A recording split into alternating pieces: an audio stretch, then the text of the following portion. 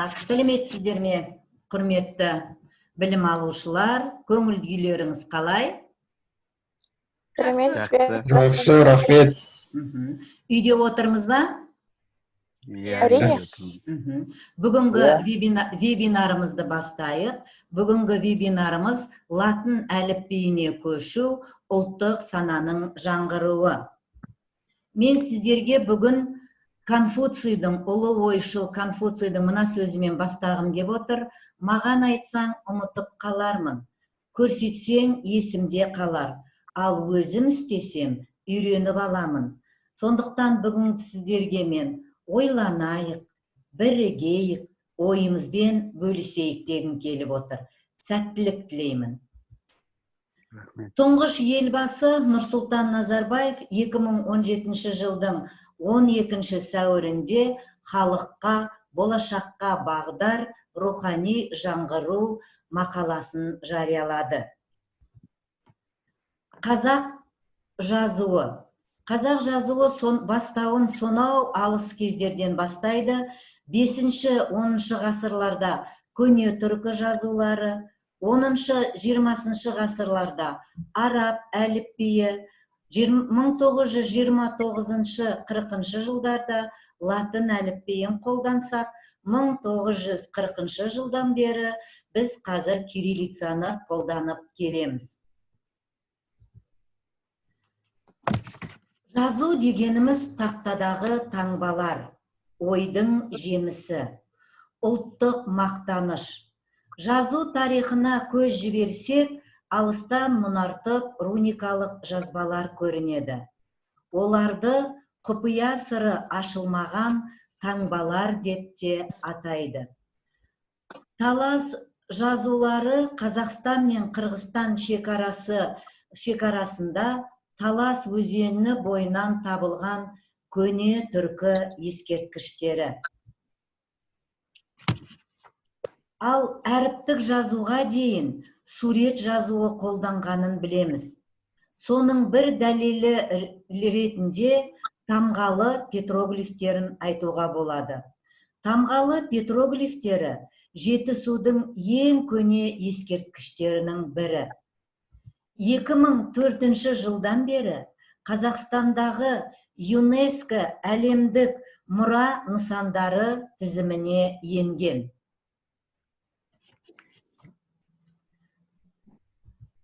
Көне дәуірдегі материалдық мәдениет, өнер, мифологиядан мол дерек беретін алтын адам сол кездегі сақтарда өркениет ертеден қалыптасқанын дәлелдейді.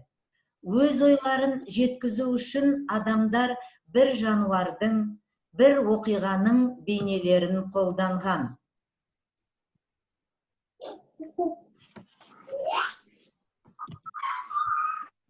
Ал содан соң шығыс даласындағы философия, логика, математика, медицина, әдебиет салалары ереше қарқынмен дамыған. Араб жазулары өзіне баурап алады. Осы жазуларды ретке келтіретін реформа 1912 жылы жарық көрді. Ахмет Байтұрсынов ұсынған жазуды сол кезде халық төте жазу деп атап кетті. Бұл әліпбиді 1929 жылғы латын әліпбиіне көшкенге дейін пайдаланды. Қожа Ахмет Яссауи кесенесі Түркістан қаласында 14 ғасырда соңында тұрғызылған архитектуралық ғимарат. Сөзімнің дәлелі ретінде осы ғимараттың 3 қабырғасында Құран аят сөрелері араб әліпбиінде жазылған. 1929 жылы латын графикасы негізінде жаңа алфавитті қабылдады. Латын алфавитінің сауат ашуда болсын, баспа ісінде болсын, араб әліпбиіне қарағанда прогрестік маңызы болды. Оның құрамында 29 әріп болды. Кейін 1940 жылы қазақ халқы орыс графикасына негізделген жаңа әліпбиді қабылдады. Рухани жаңғыру бағдарламасында елбасы біріншіден қазақ тілін біртіндеп латын әліпбиіне көшіру жұмыстарын бастауымыз керек деп айтқан болатын. Қазақстан Республикасы президентінің 2018 жылғы 19 ақпандағы 637 жарлығында қосымша латын графикасына негізделген қазақ тілі алфавиті көпшіліктің назарына ұсынылды. Латын әліпбиінің емлесі.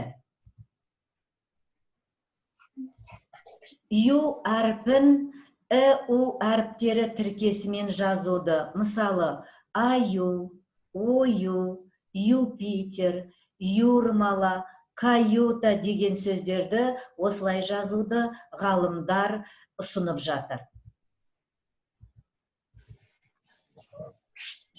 Я әрпі иа әріп тіркесі арқылы, яғни қоян, ялта, соя, идея. Сонымен бірге әрпін әрпінен жазуды ұсынады. Мысалы, элемент, элеватор, эйфория, поэтика, коэффициент.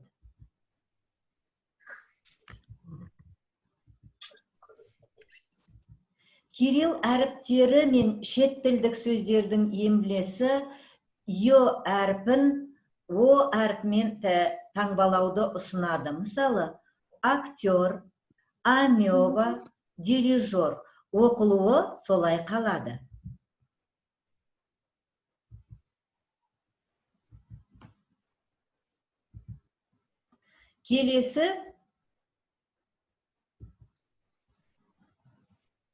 Келесі екі әріпті бір таңбамен беруді ұсынады. Хат деген сөздегі х әрпімен, гаухар деген сөздегі х әрпін бір әріппен жазуды ұсынады ғалымдар. Сонымен бірге екі иді де бір әріппен белгілеуді ұсынады. Әрине, бұның барлығы қазіргі таңда халық талқылауына салынып отырған ұсыныстар. Ұлттық сенім кеңесінің екінші отырысында Қазақстан Республикасы президенті Қасым-Жомарт Тоқаев латын графикасындағы әліпбиді көшу мәселесінде асығыстық танытуға болмайды деп жазған болатын. Рухани жаңғырудың маңызды қадамы латын әліпбиіне көшу. Бұл қадам жан-жақты талқыланып жатыр. Көрші елдердің тәжірибесі де басты назарға алынуда. Латын әліпбиі ең алдымен тәуелсіздігімізді нығайтады. Заманауи озық технологияны енгізуді жеделдетеді. Тарихи санамызды жаңғыртады. Латын графикасына көшу уақыт талабы тудырған тарихи, рухани қажеттілік. Осы еліміздің елбасының 2018 жылғы 19 ақпан айындағы жарлығында қазақ тілі әліпбиін латын графикасына көшіру, кезең көшу 25 жылға дейін жалғаса береді деген нысананы біз де құптап, қолдап, Алматы сервистік қызмет көрсету колледжі жалпы халықтық 2 диктант жаздық. Және де сонымен бірге латын әліпбиін практика жүзінде ашық сабақтарда, қалалық шебер сыныптарда пайдаланып, қолданып жүрміз. Енді құрметті студенттер, мен сіздерге сұрақ қоймақшымын. Сол сұраққа жауап берсеңіздер. Бірінші, қазақ жерінде қай жылдары латын әліпбиі қолданылды? Қайсымыз айтамыз? Мен айта салайын. Айта ғой. Қазақ жерінде латын әліпбиі 1929-1940 жылдары қолданылды. Иә, дұрыс айтасың. Екінші сұрақ. Қазақстанның тұңғыш президенті әліпби туралы жарлыққа қашан қол қойды? 2018 жылы қол қойылды. Қол қойылды, дұрыс айтасыз. Үшінші, латын әліпбиінде қазіргі таңдағы қабылданғалы отырған қанша әріп бар? 32 әріп бар. Иә, 32 әріп бар екен, дұрыс айтасыз, Асқар. Келесі сұрағым, Қазақстанда қазір латын әліпбиі қолданыста ма? Ойымызбен бөлісейікші? Қолданысқа енген жоқ, 2025 жылдан бастап толық қолданысқа енгізіледі. Ал қазір жалпы Қазақстанда бұл әліпби жазылып жатқан мекеме атаулары, көше атаулары жоқ па? Бар. Бар. Дүкендер. Атаулары. Және де біздің колледждің атауы.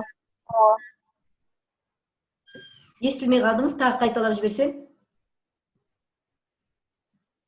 Дүкендер, колледждардың атауы, әртүрлі Көшелер. көшелер, баннерлардың атауы латын әліпбиімен жазылған. Сонымен бірге біздің колледжімізде Біздің колледжімізде Латын латын әліпбиімен жазылған.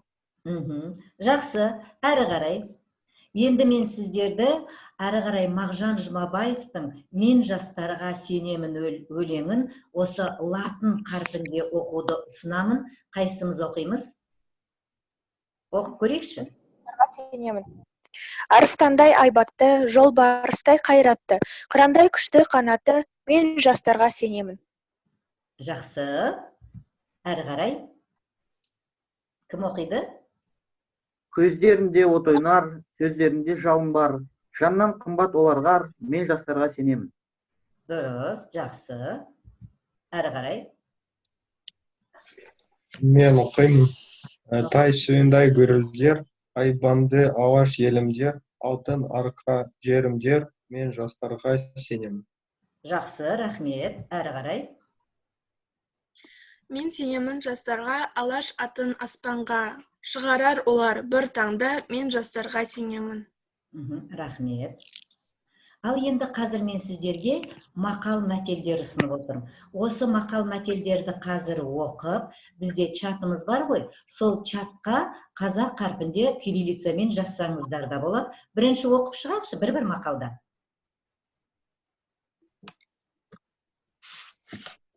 Суйлап берсе, суын іш. Так, әрі қарай. Ас адамның арқауы. Ас атасы нан.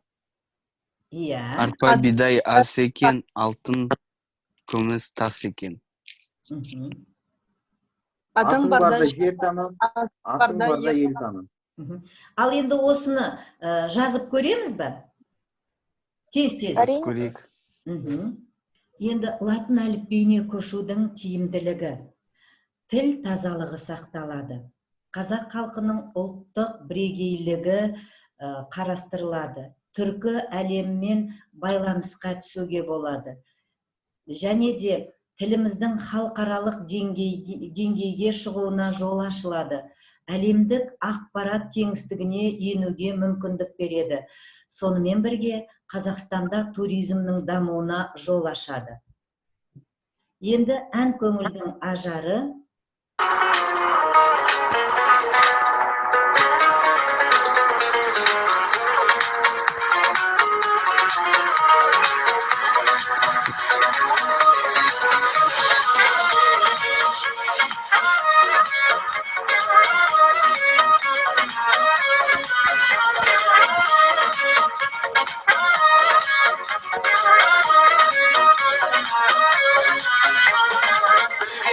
Келеміз бірге жүзіп, көргеніміз күнде той, күнде қызық.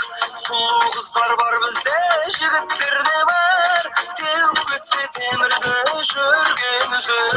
Қазақ жастары қия баспады, алға бастадым көзімді ашқалы, көзді жұмбағы, биле тұрдағы, қазақ халқының қыздары, ұлдары. Арқа қағып ағалар үнімдейді, сәлем берсең жеңгелер күлімдейді.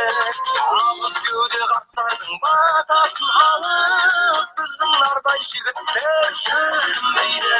Қазақ жастары қия баспады, алға бастады, көзімді ашқалы, көзді жұмдағы, биле тұрдағы, қазақ халқының қыздары, ұлдары.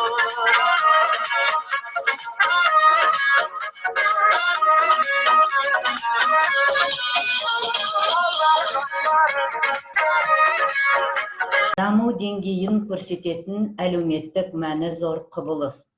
Ол өткен мен бүгінді, бүгін мен келешекті жалғастыратын алтын көпір. Сондықтан жазу әліпбиі ұрпақтан ұрпаққа мирас етіп қалдыратын байлығымыз. Құрметті білім алушылар, бүгін осымен аяқтаймыз. Сұрақтарыңыз бар ма? Жоқ. Жоқ, бәрі түсінікті ма? Иә. Рахмет, сұрақ жоқ болса, сау болыңдар, үйде болыңдар. Сау болың. Назарларыңа Біргеміз. рахмет.